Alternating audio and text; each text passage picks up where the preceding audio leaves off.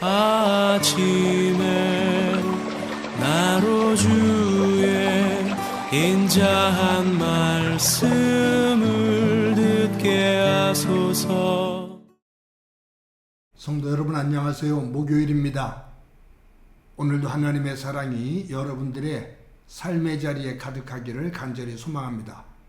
말씀 한 국봅니다. 스가랴서 3장 1절부터 10절까지의 말씀을 봉독해 드립니다. 대제사장 여호수아는 여호와의 천사 앞에 섰고 사탄은 그의 오른쪽에 서서 그를 대적하는 것을 여호와께서 내게 보이시니라.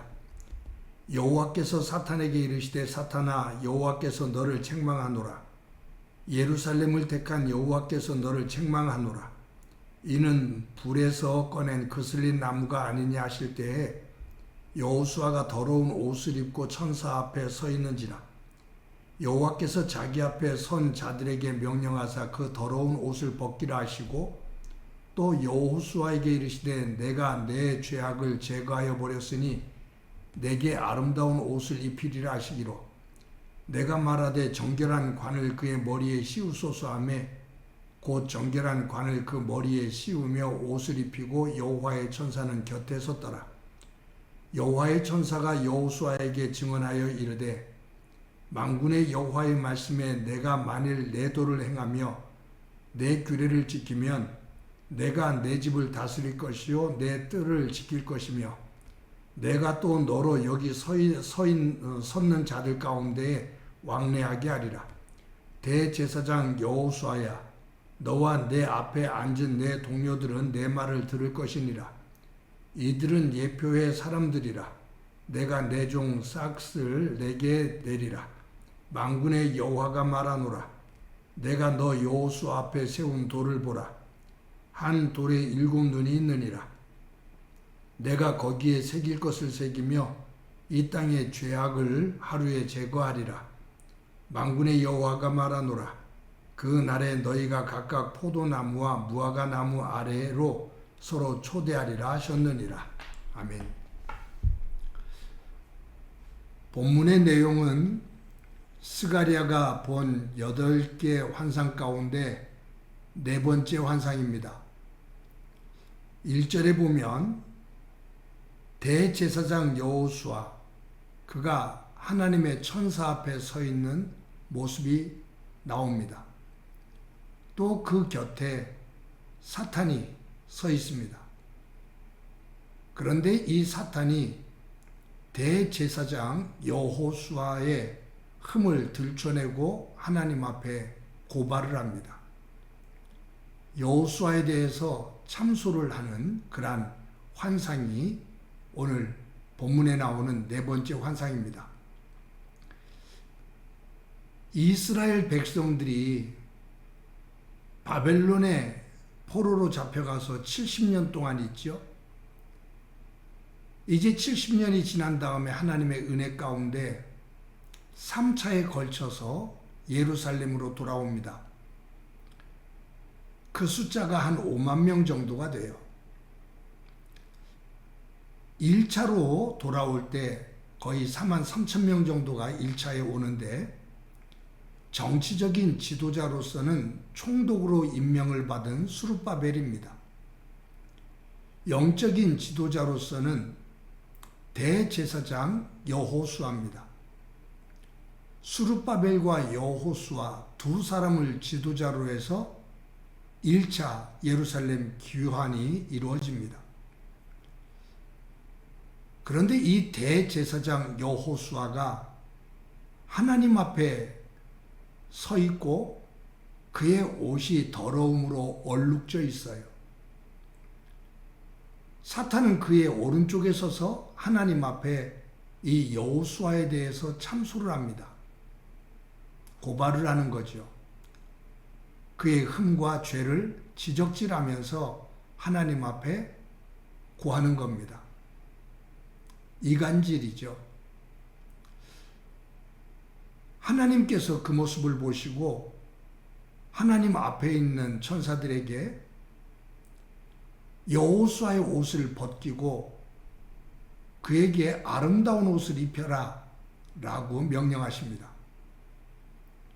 그리고 이 사탄을 꾸짖으십니다. 이 대제사장 여호수아를 참수하는 사탄을 꾸짖으시는 거죠. 그리고 대제사장 여호수아에게 아름다운 옷을 입히고 그리고 정결한 관을 그의 머리에 씌우십니다.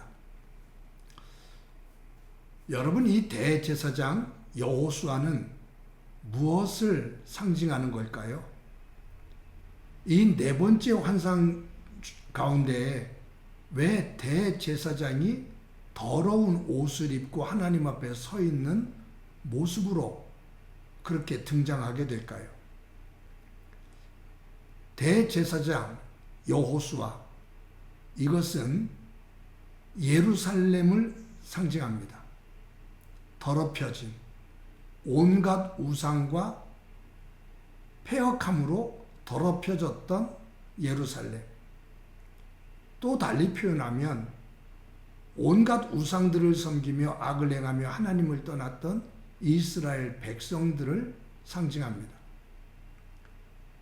그것을 보고 사탄이 고발을 하고 하나님 앞에 참소를 하는 거죠. 고자질하는 거죠.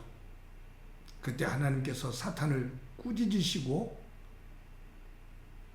여호수아의 더러운 옷을 벗기시고 아름다운 옷을 입히시고 정결한 관을 씌우신 것처럼 하나님께서 은혜로 그들을 보듬어 품으십니다. 그들을 용서하시고 그들을 씻겨주시는 은혜를 베풀어 주십니다. 하나님의 은혜 가운데 회복이죠. 아름다운 옷을 입히고 정결한 관을 씌우신 하나님께서 여호수아에게, 즉 예루살렘과 이스라엘 백성들에게 명하시는 것이 두 개입니다. 두 가지가 나오는데 하나는 7절입니다. 7절에 이렇게 기록되어 있죠. 만군의 여호와의 말씀에 내가 만일 내 도를 행하며 내 규례를 지키면 내가 내 집을 다스릴 것이요 내 뜰을 지킬 것이며 내가 또 너로 여기 섰는 자들 가운데에 왕래하게 하리라. 즉 너희의 더러움, 너희의 죄를 내가 씻기고 내 백성, 하나님의 백성, 하나님의 자녀의 아름다운 옷을 입히고 정결한 관을 씌워 내 백성이 됨을 내가 다시 한번 선포한다. 나 여호와의 명령 그리고 그 규례를 지키거라. 그러면 너희들이 내 성을 너희들이 이어갈 것이고 나는 너희들 속에 함께 있을 것이다. 그러면서 하나님께서 10절에서 이처럼 말씀하십니다. 만군의 여호와가 말하노라. 그날에 너희가 각각 포도나무와 무화과나무 아래로 서로 초대하리라 하였느니라. 너희들이 나 여호와의 말씀과 그리고 규례를 지키면 내가 너희들을 지킬 것인데 너희들이 포도나무와 무화과나무 아래로 서로를 초대하리라. 이 포도나무는 이스라엘 백성들에게 풍요를 상징합니다. 무화과나무, 이것은 하나님의 약속을 상징합니다. 그 안으로 서로를 초대하리라. 내 백성이 하나님의 풍요로움과 하나님의 약속 안에 거하게 된다, 그 말이에요. 사랑하는 성도 여러분, 예수님께서 탕자의 비유를 말씀하시죠. 아버지의 재산을 반 받아서 세상에 나가 쾌락을 즐기며 타락할 대로 타락했다가 모든 것들을 다 잃어버리고 돼지 농장에서 돼지를 치며 돼지가 먹는 주업 열매를 먹으면서 근근히 생명을 유지하던 작은 아들이 회개하고 아버지에게로 돌아옵니다. 아버지가 그 아들을 기쁨으로 맞이하지요. 그 냄새나고 더러운 옷을 벗기고 목욕을 시키고 깨끗한 옷으로 갈아입히고 아들의 그 권리를 회복시키는 가락지를 손에 끼워주어요. 이 탕자의 비유의 모습이 오늘 이 대제사장의 허물과 더러움을 씻기시고 아름다운 옷으로 입히고 정결한 관을 씌우시는 예루살렘 회복에 대한, 예루살렘에 대한 축복을 약속하시는 하나님의 말씀과 서로 연결이 됩니다. 성도 여러분, 저와 여러분이 하나님의 자녀된 것, 그것은 내 의가 아니라 하나님의 전적인 은혜입니다. 더러운 내 죄와 허물을 예수 그리스도의 피로 씻겨주시고 하나님께서 구원의 흰 세마포를 입혀주시고 하나님께서 하나님의 자녀되는 권세를 우리에게 주신 것, 그것은 내 공로, 내 의가 아니라 하나님의 전적인 은혜입니다. 그 하나님께서 우리를 향해 하나님의 백성답게 설하고 그리고 하나님께서 예비해 두신 그 은혜의 자리로 서로를 초대하며 그 속에 거하라고 우리에게 말씀하십니다.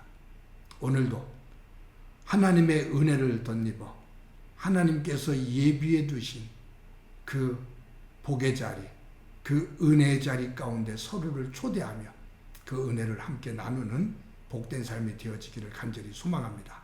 한번 기도합니다. 하나님 아버지, 오늘도 귀한 날 주신 것 감사합니다. 우리의 허물과 죄를 예수 그리스도의 십자가의 보혈로 깨끗이 씻겨주시고 구원의 흰 세마포 옷을 우리에게 입혀주시며 하나님의 자녀로 삼아주신 것 감사합니다. 하나님의 자녀됨을 감사하며 하나님께서 예비해 두신 그 은혜의 자리로 서로를 초대하며 그 은혜를 노래하며 복된 삶을 살아가는 소중한 한 날 되게 도와 주옵소서. 예수님의 이름으로 기도드립니다. 아멘.